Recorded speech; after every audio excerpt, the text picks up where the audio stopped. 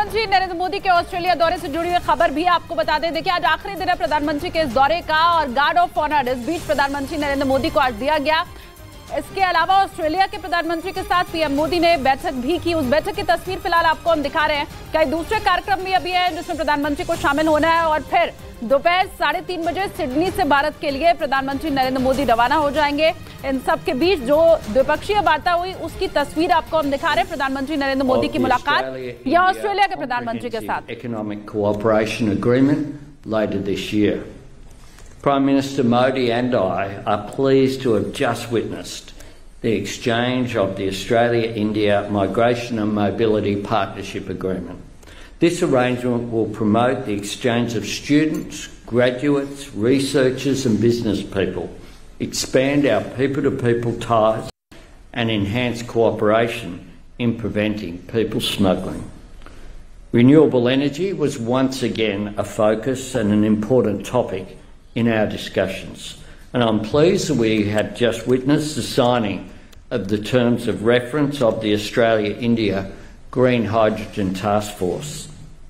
The task force will comprise Australian and Indian experts in renewable hydrogen and report to the Australian-Indian Ministerial Energy Dialogue on the opportunities which are there for Australia and India to cooperate in this important area of renewable hydrogen. Investments like the task force will help power our industries in the future and ensure that Australia and India meet our energy targets in the interests of both our respective countries, but also in support of reduction of global emissions. Yesterday, Prime Minister Modi and I celebrated Australia's valued Indian diaspora communities at a rather extraordinary event, it must be said, at Kudos Bank Arena. And I was delighted to unveil with Prime Minister Modi a plaque for the foundation stone of Little India, a gateway in Harris Park in Sydney's western suburbs. I'm pleased also to celebrate the City of Perth and Western Australian government's decision to rename a road along Perth's Swan River in recognition of Private Nain Singh Sailani. Private Singh Sailani was one of 12 known Indian Anzacs who fought in the Australian Imperial Force during the First World War. When I was in India in March, I announced the appointment of the CEO of the Centre for Australia-India Relations, Mr Tim Thomas. And last night I was very pleased to announce that the centre has now commenced operations to be based in Parramatta. I'm also pleased to announce the establishment of a new Australian Consulate General in Bengaluru, which will help connect Australian businesses to India's booming digital and innovation ecosystem. And I welcome India's plans for a Consulate General in Brisbane. The Bengaluru establishment will be the 5th diplomatic presence that is there in India from Australia. I want to thank you again, Prime Minister Modi, for visiting and receiving such a warm welcome here. And I look forward to returning to India in September for the G20 Leaders Summit. Thank you. Thank you.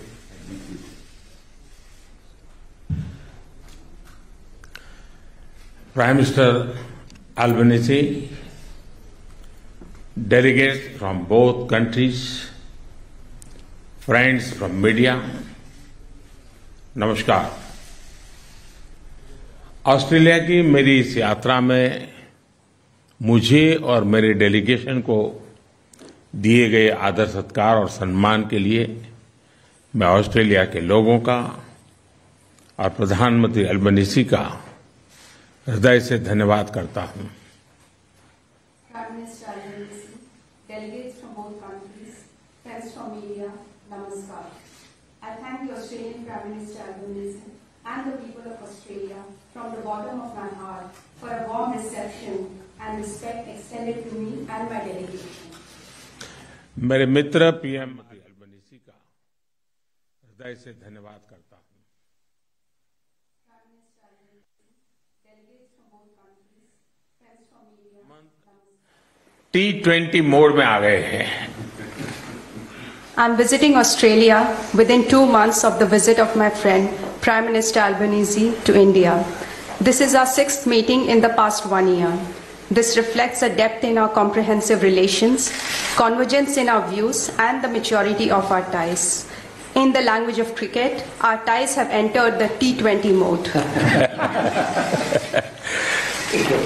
Excellency, जैसा आपने कल कहा था, हमारे लोकतांत्रिक मूल्य हमारे संबंधों का मूल आधार है। हमारे संबंध आपसी विश्वास और सम्मान पर आधारित है। ऑस्ट्रेलिया में भारतीय समुदाय हमारे दोनों देशों के बीच एक लिविंग ब्रिज है। कल शाम मैंने और प्रधानमंत्री अल्बनीजी ने हैरिस पार्क के लिटिल इंडिया का अनावरण किया। प्रधानमंत्री अल्बनीजी की पॉपुलैरिटी को भी मैंने वहां महसूस किया।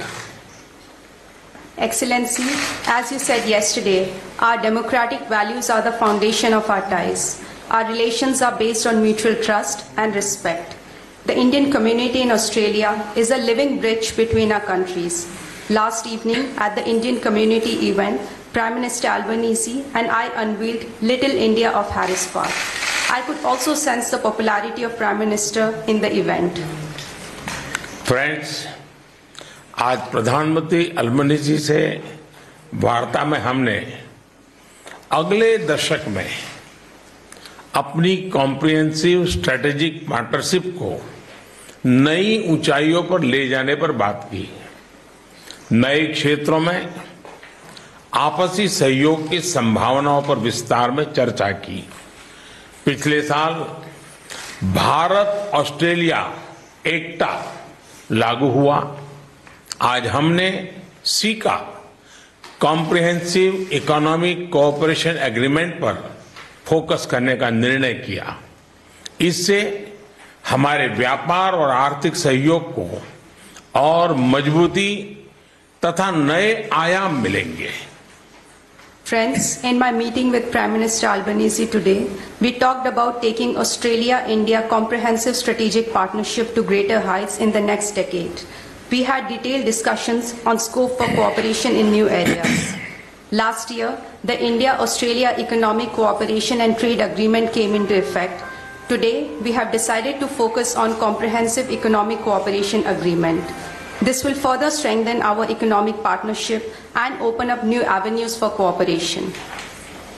माइनिंग और क्रिटिकल मिनरल्स के क्षेत्र में अपने स्ट्रेटेजिक सहयोग को आगे बढ़ाने पर सकारात्मक चर्चा हुई। रिन्यूएबल ऊर्जा में सहयोग के लिए हमने ठोस एरिया की पहचान की। ग्रीन हाइड्रोजन पर एक टास्क फोर्स के गठन का निर्णय लिया। कल ऑस्ट्रेलियाई सीईओ से विभिन्न एरियाज में निवेश को लेकर मेरी उपयोगी बात हुई और आज मैं बिजनेस राउंड टेबल में ट्रेड, इन्वेस्टमेंट तथा टेक्नोलॉजी सहयोग पर बात करूंगा। We had constructive discussions on strengthening our strategic cooperation in the sectors of mining and critical minerals. We identified concrete areas for cooperation and in renewable energy sector. We have decided to set up a task force on green hydrogen. Yesterday, I had useful discussions with Australian CEOs on investments in different areas. And in Business Roundtable today, I will discuss cooperation in trade, investment and technology. आज migration और mobility agreement पर sign हुआ। यह हमारे living bridge को और मजबूती देगा। जैसे कि मैंने कल घोषणा की थी, लगातार बढ़ते संबंधों की गहनता के लिए हम जल्दी ही ब्रिस्बेन में नया भारतीय कॉन्सुलेट खोलेंगे और जैसे आपने भी बेंगलुरु की घोषणा की है। Today, we signed the Migration and Mobility Partnership Agreement. This will further strengthen our living bridge. As I announced yesterday, for our continued deepening relationship, we will soon open a new Indian consulate in Brisbane, just as Australia has announced opening a new consulate in Bengaluru. Friends, Australia में मंदिरों पर होने वाले हमलों और अलगाववादी तत्वों की गतिविधियों के संबंध में हमने पहले भी बात की थी और आज भी हमने बात की है। भारत और ऑस्ट्रेलिया के सौहार्दपूर्ण रिश्तों को कोई भी तत्व अपने विचारों या अपने एक्शन से आघात पहुंचाए, ये हमें स्वीकार्य नहीं है। प्रधानमंत्री अल्बनीज़ी ने इस संदर्भ में जो कदम उठाए हैं, मैं इसके लिए उनको धन्यवाद देता हूं। साथ ही उन्होंने मुझे एक बार फिर आश्वस्त किया है कि वो ऐसे तत्वों के विरुद्ध सख्त एक्शन लेते रहेंगे।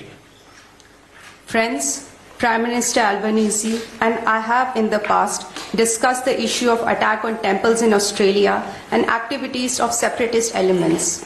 We discussed the matter today also again. We will not accept any elements that harm the friendly and warm ties between India and Australia by their actions or thoughts. I thank Prime Minister for the actions that have already been taken. Prime Minister Albanese has once again assured me today that he will take strict actions against such elements in the future also.